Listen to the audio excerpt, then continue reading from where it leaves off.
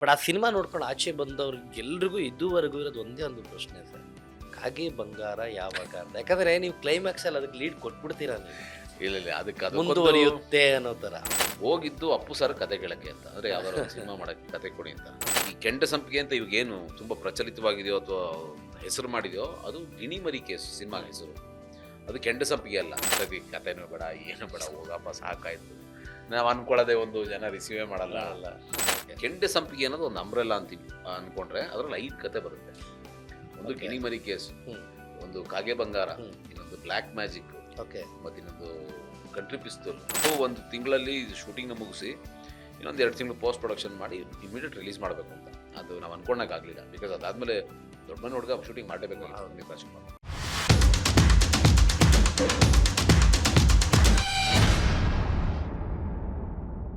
ಈಗ ಸಾಕಷ್ಟು ಹಳೆ ಸಿನಿಮಾಗಳು ರಿಲೀಸ್ ಮಾಡ್ತಾ ಇದ್ದಾರೆ ಸರ್, ನೀವು ಯಾಕೆ ಇದೊಂದು ಪ್ರಯತ್ನ ಮಾತಾಡಿ ಮಾಡಬಾರ್ದು? ಯಾವ್ದನ್ನ? ಕಡ್ಡಿಪುಡಿನ. ಕಡ್ಡಿಪುಡಿನ ಗೊತ್ತಿಲ್ಲ. ಯಾಕಂದ್ರೆ ಅವತ್ತು ಆ ಸಿನಿಮಾ ಬಂದಾಗ ಗೊತ್ತಿಲ್ಲ, ಎಷ್ಟೋ ಜನ ಸ್ಕೂಲಲ್ಲಿ ಇರ್ತಾರೆ, ಅವ್ರು ಮಿಸ್ ಮಾಡ್ಕೊಂಡಿರ್ತಾರೆ ಥಿಯೇಟ್ರಿಕಲಿ ಆ ಸಿನಿಮಾ ನೋಡೋವಂಥದ್ದು. ಗೊತ್ತಿಲ್ಲ, ಅದು ಪ್ರೊಡ್ಯೂಸರ್ಗೆ ಬಿಟ್ಟಿದ್ದು.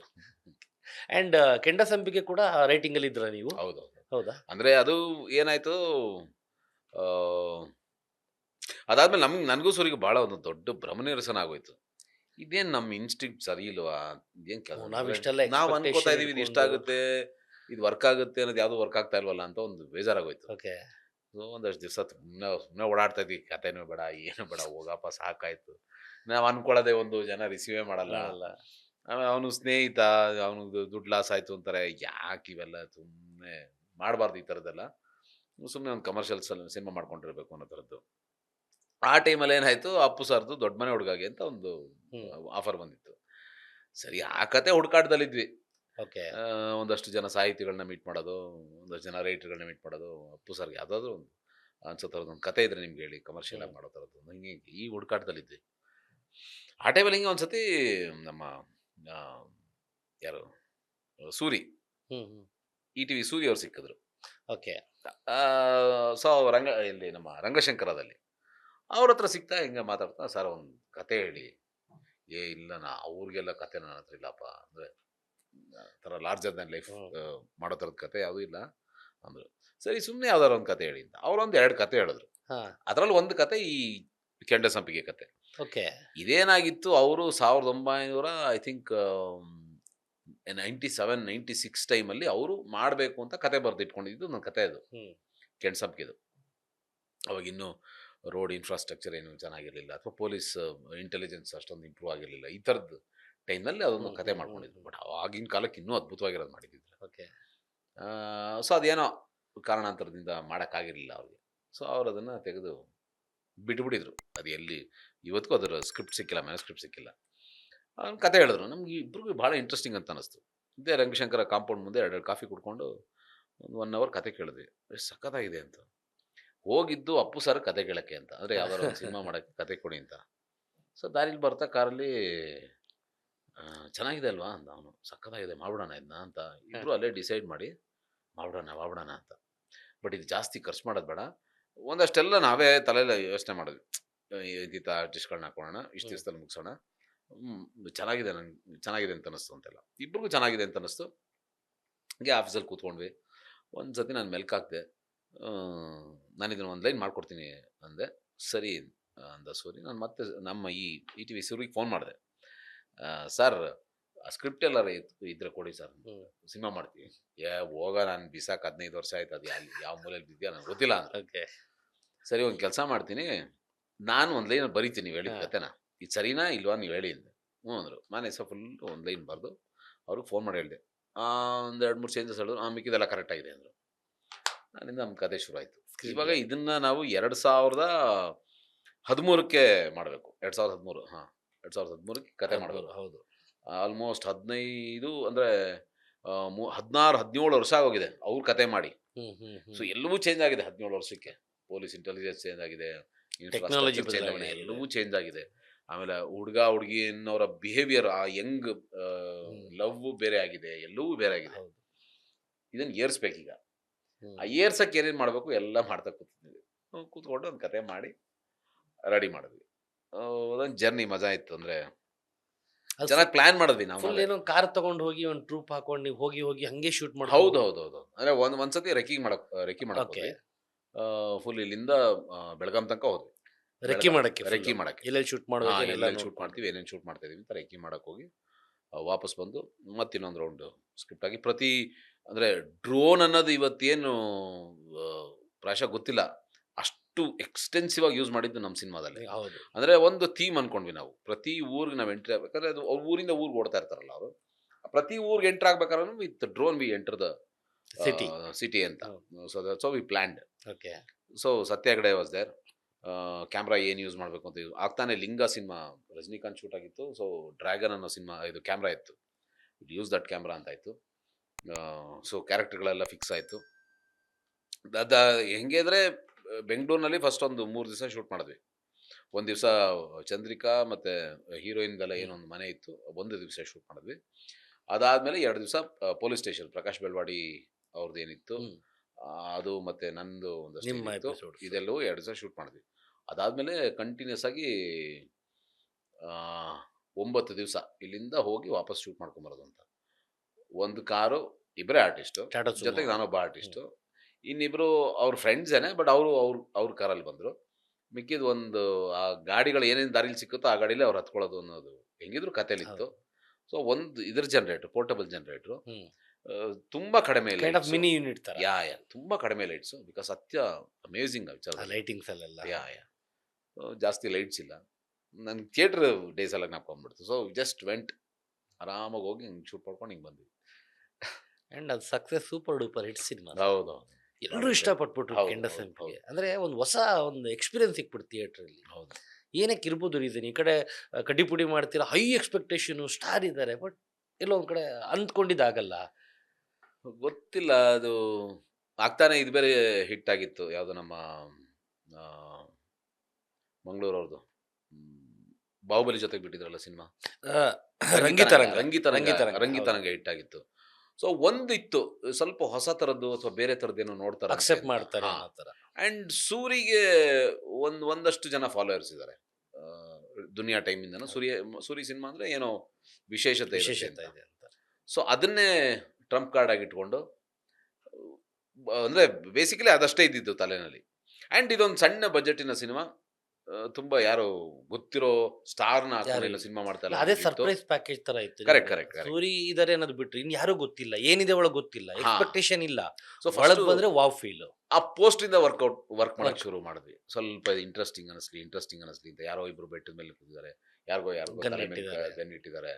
ಆಮೇಲೆ ಅದು ಯಾವುದೋ ಒಂದು ಗುಜರಿ ಗಾಡಿನಲ್ಲಿ ಅವಳು ತಳ್ತಾ ಇದ್ದಾಳೆ. ಅಂದ್ರೆ ಜನಕ್ಕೆ ಏನೋ ಒಂದು ಹೊಸ ತರ ಇದೆ. ಸೊ ಆ ರಂಗಿತರಂಗದ ಒಂದು ವೇವ್ ನಮ್ಗೆ ಹೆಲ್ಪ್ ಮಾಡ್ತು ಅಂತ ಅನ್ಸುತ್ತೆ ನನಗೆ. ಅಂಡ್ ಅದೇ ಸೂರಿಗೆ ಇರುವಂತ ಒಂದು ಫಾಲೋವರ್ಸ್ ಇರ್ಬೋದು, ಅಂಡ್ ಈ ಹೊಸತನದ ಹುಡುಕಾಟದಲ್ಲಿರೋ ಪ್ರೇಕ್ಷಕ ಇರ್ಬೋದು. ಐ ಥಿಂಕ್ ಎರಡೂ ಆ್ಯಡ್ ಆಯ್ತು. ಸೊ ಅವ್ರು ಇಬ್ರಿಗೂ ಮೋಸ ಆಗ್ಲಿಲ್ಲ ಸಿನಿಮಾ. ಅಂದ್ರೆ ಅದು ಕ್ಲೈಮ್ಯಾಕ್ಸ್ ಮಾಡೋದಕ್ಕೆ ಬಹಳ ಟೈಮ್ ತಗೊಂಡ್ವಿ ನಾವು. ಆಕ್ಚುಲಿ ಅನ್ಕೊಂಡಿದ್ದು 1 ತಿಂಗಳಲ್ಲಿ ಶೂಟಿಂಗ್ನ ಮುಗಿಸಿ ಇನ್ನೊಂದು 2 ತಿಂಗಳು ಪೋಸ್ಟ್ ಪ್ರೊಡಕ್ಷನ್ ಮಾಡಿ ಇಮಿಡಿಯೇಟ್ ರಿಲೀಸ್ ಮಾಡಬೇಕು ಅಂತ. ಅದು ನಾವು ಅನ್ಕೊಂಡಾಗ ಆಗಲಿಲ್ಲ. ಬಿಕಾಸ್ ಅದಾದ್ಮೇಲೆ ದೊಡ್ಡ ಮನೆ ಹುಡುಗ ಶೂಟಿಂಗ್ ಮಾಡಲೇಬೇಕು. ಪುನೀತ್ ರಾಜ್ಕುಮಾರ್ ಅವ್ರು ಯಾವುದೋ ಒಂದು ಸಿನಿಮಾ ಮಾಡ್ತಿದ್ರು, ಅದು ಮುಗಿಸಿ ಬರ್ತೀನಿ ಅಂತ ಹೇಳಿದ್ರು. ಅಷ್ಟೇ ನಾವು ಇದನ್ನ ಮುಗಿಸ್ಕೊಂಬೋಣ ಅಂತ. ಅದಾಗಲೇ ಇಲ್ಲ ಕಡೆಗೆ. ತುಂಬ 1 ವರ್ಷ ಹೇಳಿದ್ಬಿಡ್ತು.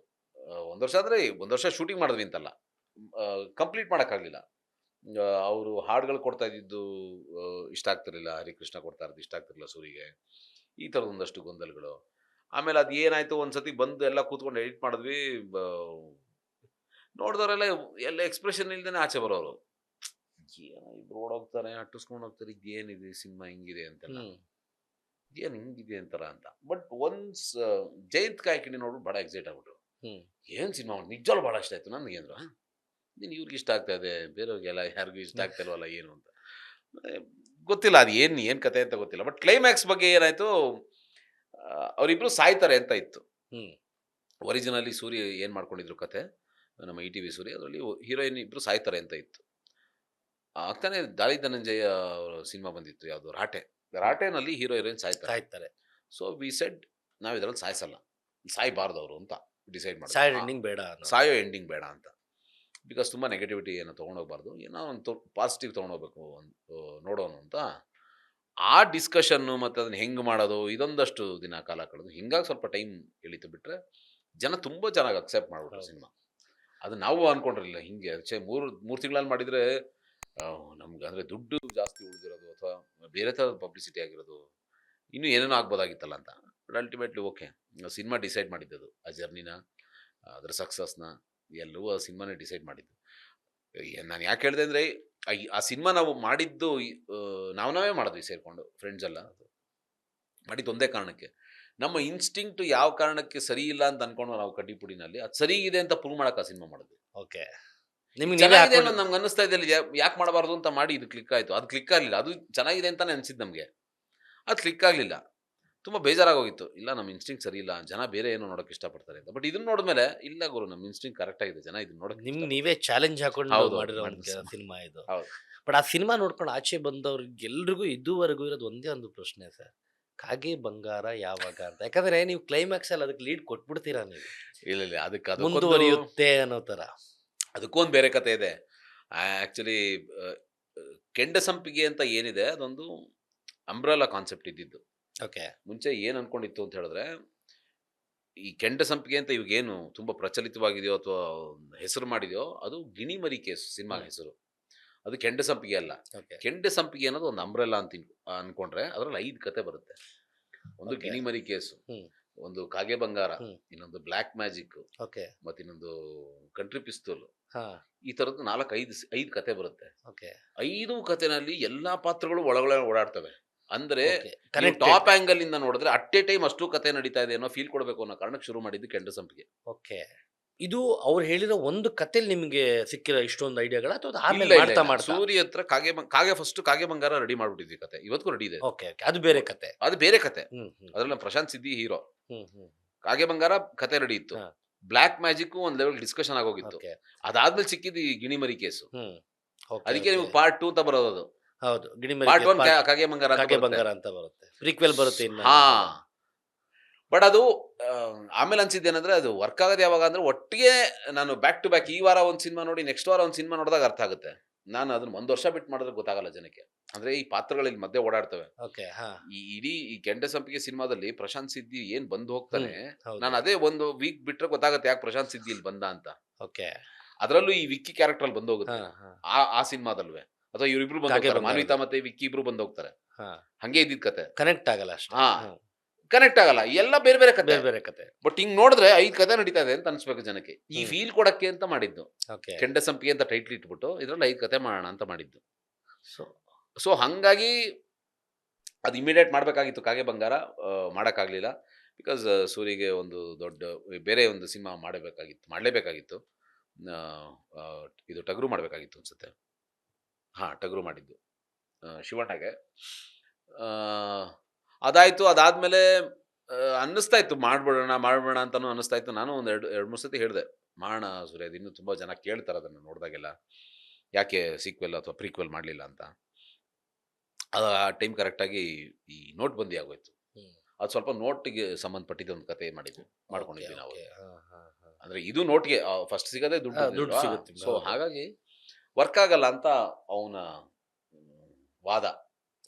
ಡಿಜಿಟಲ್ ಆಗೋಗ್ಬಿಟ್ಟಿದೆ ಇವಾಗ ಅದು. ಸೊ ಅವನದನ್ನ ಪ್ರೆಸ್ ಮೀಟ್ ಅಲ್ಲಿ ಹೇಳಿಬಿಟ್ಟ, ವರ್ಕ್ ಆಗಲ್ಲ, ಅದಕ್ಕೋಸ್ಕರ ಮಾಡ್ತಾ ಇಲ್ಲ ಅಂತ. ಸೊ ಅದು ಅಲ್ಲಿ ನಿಂತೋಯ್ತು ಅಷ್ಟೇ. What about another 3 wings? ಇಲ್ಲ, ಅಂದ್ರೆ ಆ ಕಾನ್ಸೆಪ್ಟೇ ಹೊಟ್ಟೋಯ್ತು ನಮಗೆ. ಓಕೆ, ನಾವು ಏನು ಉದ್ದೇಶ ಇಟ್ಕೊಂಡು ಕೆಂಡ ಸಂಪಿಗೆ ನಾವು ದೊಡ್ಡ ಟೈಟ್ಲ್ ಇಟ್ಕೊಂಡು 4 ಕತೆ ಹೇಳ್ತೀವಿ ಅಂತ ಹೊರಟವಲ್ಲ, ಆ ಉದ್ದೇಶ ಹೊಟ್ಟೋದ್ಮೇಲೆ ಅದು ಈಗ 1 ವರ್ಷನೋ 10 ವರ್ಷ ಬಿಟ್ಟು ಈಗ ಮಾಡಿದ್ರೆ ಕನೆಕ್ಟ್ ಆಗ್ತಾರೋ ಇಲ್ಲೋ ಗೊತ್ತಿಲ್ಲ.